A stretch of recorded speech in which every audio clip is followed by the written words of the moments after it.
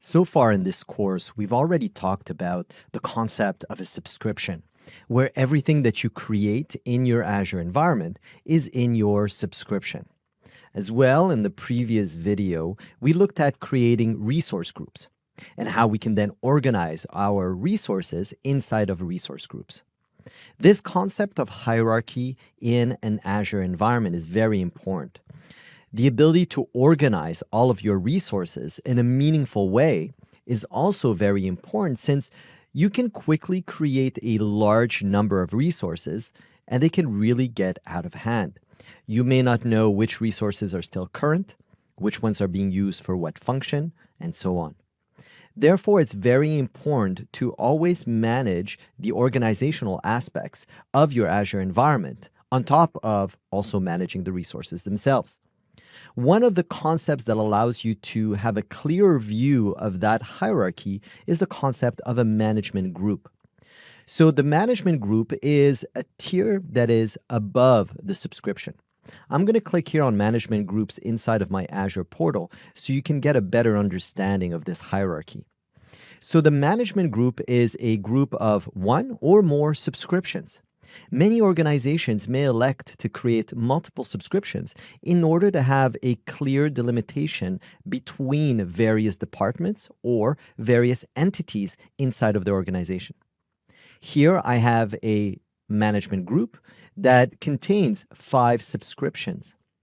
I can create additional management groups and then organize my subscriptions in these separate management groups.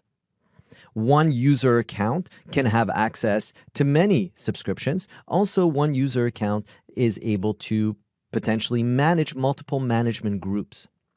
I'm going to click actually on my management group to display again this hierarchical structure. So I have my management group called Tenant Root Group. Below that, I have 5 subscriptions, and I see them here as well on the left if I click on those subscription links. As well, I see here all of the resource groups that are found inside of all my subscriptions. So this allows me to have a flat view over all the resource groups in all my subscriptions. And then if I want to go one step further, I can click on resources and see all of the resources inside all of the resource groups, inside all of the subscriptions. Again, allowing me to have this flat view over all my objects. Therefore, allowing me to potentially delete multiple objects at the same time, manage multiple objects at the same time, apply policies, view resources together, edit objects together, move objects. There's a lot of things that I can do that may expand or improve the way that I manage my resources inside of my subscription. One additional point that I want to highlight is the ability to use policies. If you decide to go a little bit further in your ability to manage a subscription or a group of subscription very efficiently, you may want to create policies, and these policies will then apply to potentially multiple subscriptions if they are trickled down from a management group. The policies will allow you to get a better hold over your governance and your compliance in your resources. So, the concept of management group is one that allows you to manage your subscriptions, but also if you only have a single subscription, a management group is there. And once you create additional subscriptions in your environment, those additional subscriptions can be members of that management group, or they can be added or moved to another management group. As you go through the various videos in this course, keep in mind that the interface of Microsoft Azure keeps on being updated, keeps on being upgraded and modified. It is a live product that lives in the cloud and that goes through daily almost updates. Some of the buttons that I'm clicking on in the various videos in this course may have moved. They may have been renamed or they may have changed shape. The functionalities behind those features remain the same, but the UI is constantly evolving. Therefore, I urge you to explore the UI, and if a button is not named the same that I'm calling out in the video, look for it somewhere else on the screen. It's going to be there, it just might have a different name. In a previous video in the course, I created a resource group, and you'll remember that a resource group is a container for resources. It allows you to manage your resources. When I go and create a resource in my Azure subscription, I'm going to utilize this resource group to organize my resources. So I'm going to create a resource here, and you'll see that when you go and create a resource in Azure, you have all the various choices of types of resources or categories of resources. So I'm going to create a database, and I'm going to create an Azure SQL database. So you'll notice that the first question that I get is, where am I going to store this database? So I'm going to select my RG1, and RG1 is within my subscription. As well, here I have a cost summary that gives me a little bit of information as what the cost of this database will be. Then I need to put a name for this database, so I'm going to call it SQL1. As you remember, I mentioned earlier that some names need to be unique, and actually here, all the rules associated to this name are specified.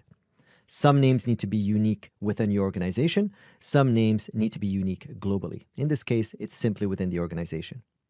Now, I want to highlight the fact that there's also a server that's associated with this database. Now, this server I have pre-created because it can take a little bit of time.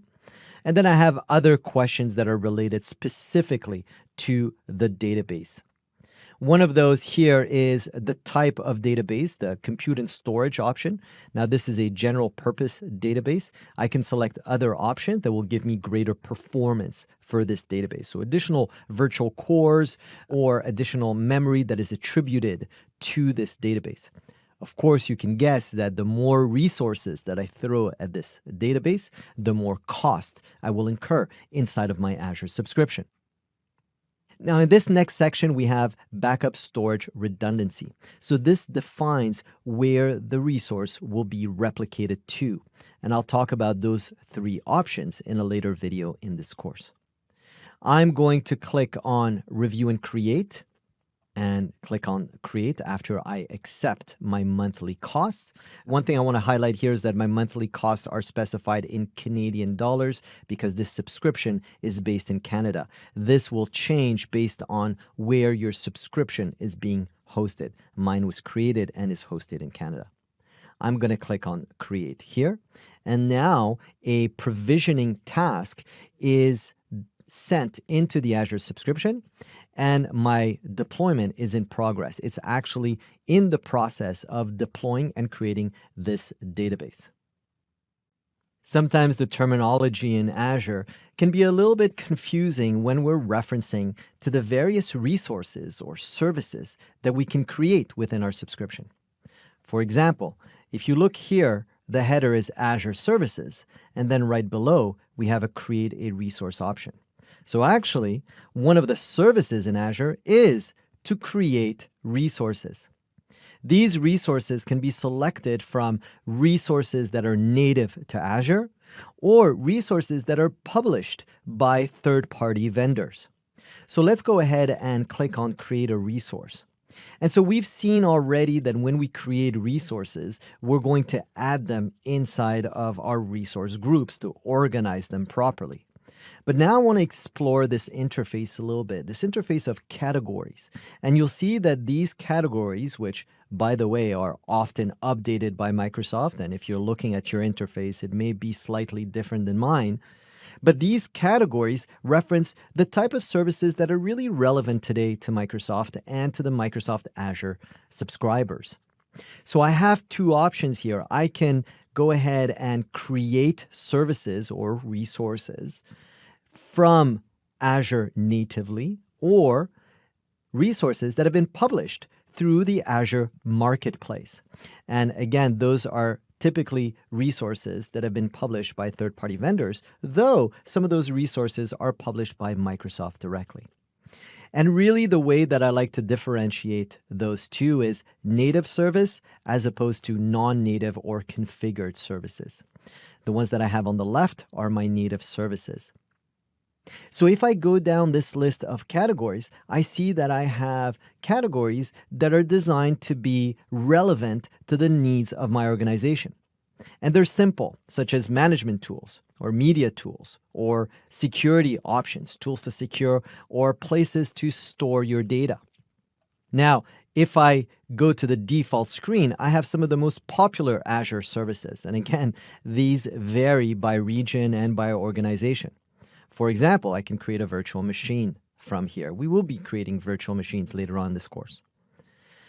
If I click on storage, for example, I have a learn more link next to most of the resources, as well as the create link.